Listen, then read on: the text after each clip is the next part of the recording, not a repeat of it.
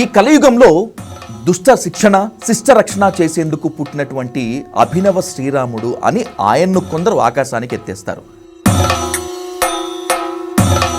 ఈ పొగట్ట ఈ విమర్శ మొత్తం అంతా కూడా చిలుకూరు బాలాజీ ప్రధాన అర్చకుడు రంగరాజన్పై దాడి అనే ఘటన నుంచి ప్రారంభమైంది. నో డౌట్ ఒక 30 మందిని వెనకేసుకొని వెళ్ళి చిలుకూరు రంగరాజన్ గారి మీద మీరు దాడి చేశారు అని ఒక వర్గం బలంగా వాదిస్తుంది. వాట్ హ్యాపెండ్ అసలు? నిజంగా ఏం జరిగింది అసలు? ఊరికే ఆ పెద్ద ఆయన కలిసి 4 మాటలు చెప్పి వచ్చేద్దాం అన్న ఉద్దేశంతో మేము ఎదురు చూస్తూ ఒక 4 మెంబర్స్ పైకి వెళ్ళామండి. లోపల నుంచి శబ్దాలు వస్తున్నాయి. రంగరాజన్ గారని మేము అనుకోలేదు, ఆయన ఉంటారని అనుకోలేదు. ఏంటి ఆ శబ్దాలు? ఒక శృంగారం లోపల ఎవరో చేస్తున్నట్టు ఆ మూలుగులు అవి బయటకు వినిపిస్తున్నాయి. కాండోమ్ ప్యాకెట్స్ కనిపించాయి, దాన్ని మేమే పక్కకు పెట్టాము, తోసేసాము అని చెప్పి. వాడి పడేసిన కాండోమ్ ప్యాకెట్ చింపేసినవి. అప్పటికి ఆయన అర్ధనగ్నంగా ఉన్నారు, 2 మహిళలు ఉన్నారు.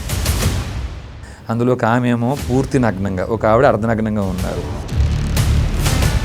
ఐఎమ్ ఇన్సిస్టింగ్ యూ అగైన్, ఒక్క మహిళ ఉన్నారా మీరు చూసినప్పుడు? 2 మహిళలు ఉన్నారు. 2 ఉన్నారండి. నాయన వద్దు ఈ విషయం బయట ఎవరికీ చెప్పదు, నాయనే కాళ్ళు పట్టుకున్నారు.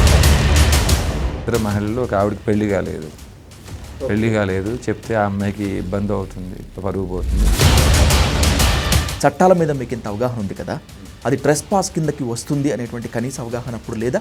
అది గుడి ప్రాంగణం అండి. అది ఇదే పని ఆయన వెళ్ళి బయటికి వెళ్ళి ఏ ఓయో రూమ్లోనో లేకపోతే ఆయన ఎక్కడో సొంత ఇంట్లోనో అది చేసుకుంటే మనకు తెలియదండి. రంగరాజన్ గారి మీద మీకు వ్యక్తిగత ద్వేషం ఏదైనా ఉందా వీర్రాఘవరెడ్డి గారు? ఒక 10 నిమిషాలు మాట్లాడొచ్చు అని అడిగితే నాకు చెప్తారు 10 నిమిషాలు, నాకు సమయం లేదు ఇప్పుడు. రంగరాజన్ గారు మాట్లాడుతున్నట్లుగా వీర్రాఘవరెడ్డిని ఎక్కువ ఇబ్బంది పెట్టకండి, లేకపోతే వీర్రాఘవరెడ్డి ఇంకో ప్రెజర్ చేయకండి, కొన్ని వీడియోస్ ఉన్నాయి బయటకు వస్తాయి అని చెప్పి ఆ కాల్ నేను ఎక్కడో విన్నాను. రంగరాజన్ గారికి అదే రోజు రాత్రి నేను 1 అవర్ మాట్లాడాను ఆయనతో ఫోన్లో. వెంటనే స్పందించి ఇప్పుడు వీడియో పెట్టమంటారని అదే రోజు రాత్రి అన్నాను నేను. అంటే వద్దు నాయన, మీరు స్పందించొద్దు, వీడియోలు పెట్టొద్దు. బ్రాహ్మణులు ఇంట పుట్టి జంజం వేసుకుంటే బ్రాహ్మణుడు అయిపోతారా?